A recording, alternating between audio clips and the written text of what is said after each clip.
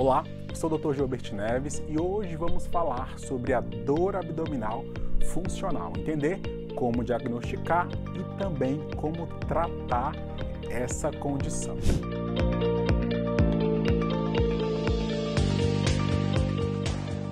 Então, a dor abdominal funcional, ela é de longe uma das queixas gastrointestinais mais frequentes na infância e adolescência, sendo caracterizada por uma dor de caráter crônico e também recorrente, sem uma causa orgânica identificável.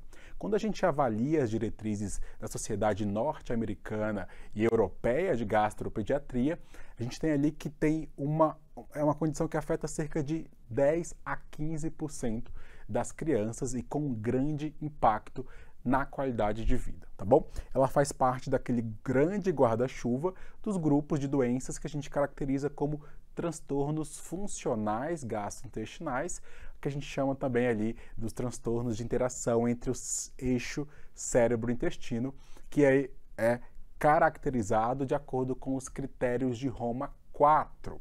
Então, quando a gente olha para esses critérios, eles estabelecem que, para ser considerado uma dor abdominal funcional, o paciente ele deve apresentar uma dor de caráter crônico em pelo menos 4 dias por mês, nos últimos 2 meses, sem sinais de uma doença orgânica que explique esses sinais e sintomas, tá bom? Então, dentro desse quadro, a dor ela pode ser classificada em diferentes condições.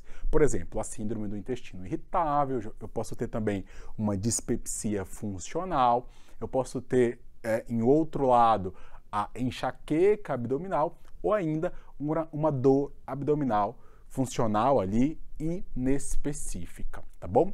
Do ponto de vista da fisiopatologia, né? Afinal, o que causa essa dor abdominal funcional? Então, existem alguns mecanismos que ajudam a explicar esse quadro, né? Que tentam, na verdade, explicar. Então, um deles é a hipersensibilidade visceral.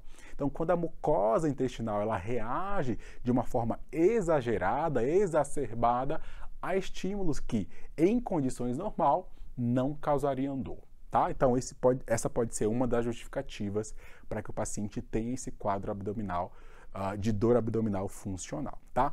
Outro fator é uma disfunção da motilidade gastrointestinal, ou seja, uma alteração na forma com que o intestino se contrai e movimenta ali os alimentos durante o trato gastrointestinal. Também, um pouco do que eu falei lá na frente, ela entra aí em relação na relação entre o intestino e o cérebro. Então, situações de estresse, ansiedade, podem sim refletir de forma direta no funcionamento gastrointestinal e aí intensificar os sintomas dos nossos pacientes, tá bom? Além disso, alguns estudos e pesquisas recentes indicam que a microbiota intestinal, quando eu tenho um desequilíbrio dessa microbiota, também pode ter um envolvimento aí na origem e no desenvolvimento dessa dor abdominal, perfeito? Então, agora que eu sei um pouco da fisiopatologia que pode estar envolvida, eu vou falar um pouco sobre diagnóstico e investigação dessa condição, tá? Como que a gente vai fazer o diagnóstico da dor abdominal funcional? O primeiro passo é a história clínica de forma detalhada, isso é clássico, a gente sempre olha para essa história clínica, investigando os fatores que desencadeiam essa dor, o padrão da dor e os sintomas que estão associados a essa dor, tá? Após a história, a gente parte para o exame físico. Então, no exame físico, na grande maioria das vezes, ele é normal. Porém, é muito importante ficar atento ao que a gente chama de sinais de alarme, que podem indicar a necessidade de uma investigação adicional. Nesse contexto, eu preciso de exames laboratoriais ou exames complementares para me ajudar nessa investigação, tá bom? Então, quais são esses sinais de alarme? Entre eles estão perda de peso sem explicação, sangramento gastrointestinal, febre persistente, vômitos biliosos, história familiar de algumas doenças como doença inflamatória intestinal, úlcera péptica e até mesmo doença celíaca, tá bom? Então, eu olho para essa história clínica e aí eu vou direcionando para os exames que eu posso solicitar de acordo com esses achados, tá? Na ausência de qualquer um desses sinais de alarme, geralmente não há a necessidade de exames complementares. No entanto, caso seja indicado, pode ser solicitado alguns exames direcionados para algumas dessas possibilidades. Então, um hemograma, uma avaliação de proteína C reativa, então testes direcionados para a doença celíaca e até mesmo a calprotectina fecal, olhando para um contexto de uma potencial doença inflamatória intestinal. Então, a solicitação do exame, ela é direcionada para a queixa, história clínica que o paciente tem. Tratamento.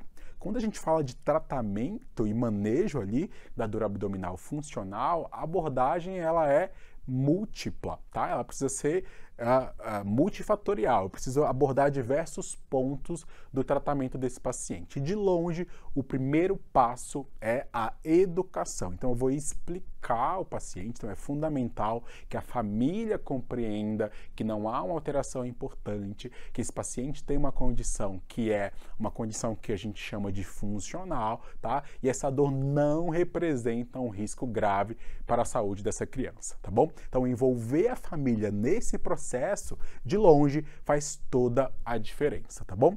Outro ponto é, a gente também recomenda algumas modificações do estilo de vida, então uma dieta balanceada, equilibrada, o paciente faz uma redução dos alimentos ultraprocessados, evita o excesso de lactose naqueles pacientes que têm uma intolerância à lactose e em alguns casos, pacientes que podem ter essa sensibilidade, a gente pode utilizar e entender, olhando para a história clínica, se eu detecto se há algo na alimentação desse paciente que traz um malefício, né, que fermenta um pouco mais, a gente pode pensar ali naquela dieta de food maps que pode ajudar bastante o nosso paciente. Mas importantíssimo, para tirar ou excluir um alimento da dieta desse paciente, eu preciso que na história haja uma relação entre os sintomas que esse paciente está apresentando e a ingesta daquele alimento, tá bom?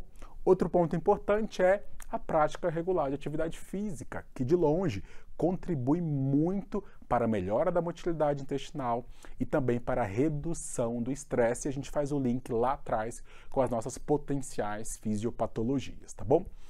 Sono é fundamental, então noites bem dormidas têm um impacto muito direto no nosso eixo cérebro-intestino, tá bom? Além disso, eu tenho que pensar em algumas intervenções comportamentais. Então, onde que eu vou olhar, qual o contexto? Então, algumas técnicas de relaxamento, o paciente vai fazer técnicas de respiração, de concentração. Existem várias evidências que trazem à tona o papel que essas técnicas de relaxamento, né, têm no controle aí emocional desses pacientes que podem ter uma dor abdominal funcional precipitada por um quadro de um estresse ou até mesmo associado a esse impacto emocional, a gente pode usar ali das terapias cognitivo-comportamentais para auxiliar esse paciente que tem ali um nível de estresse, uma condição ali psicológica que de fato pode estar associada a essa dor abdominal, tá bom? Em algumas situações a gente pode utilizar medicações, tá? Então, probióticos, por exemplo, tem mostrado aí nos últimos anos algumas evidências, especialmente nos quadros de síndrome do intestino irritável e na dor também funcional, tá bom? Alguns antiespasmódicos podem ser utilizados de forma limitada e sempre individualizada para esses pacientes e em alguns casos selecionados, atenção, os antidepressivos tricíclicos podem ajudar na modulação dessa dor. Então eu vou entender qual é o papel que essa dor tem, em qual caixinha ela se encaixa dentro do grande guarda-chuva de dor abdominal funcional e avaliar quais são as terapias que eu posso ali oferecer para o meu paciente com base nas evidências disponíveis atualmente, tá bom? Então, de forma bem objetiva, a dor abdominal funcional é uma condição bastante comum, mas que não apresenta um risco grave para a saúde. Acho que esse é de fato uma mensagem que a gente deve amplificar. tá? O diagnóstico, ele é clínico, o que ajuda a evitar a realização desses exames ou de exames complementares de forma desnecessária. Em relação ao tratamento, a base desse tratamento é a educação do paciente, da família, a mudança do estilo de vida e o suporte psicológico para aqueles pacientes que precisam ter alguma correlação direta entre alterações psicológicas e a dor de fato, tá bom? Já as medicações, elas devem ser reservadas apenas para os casos selecionados.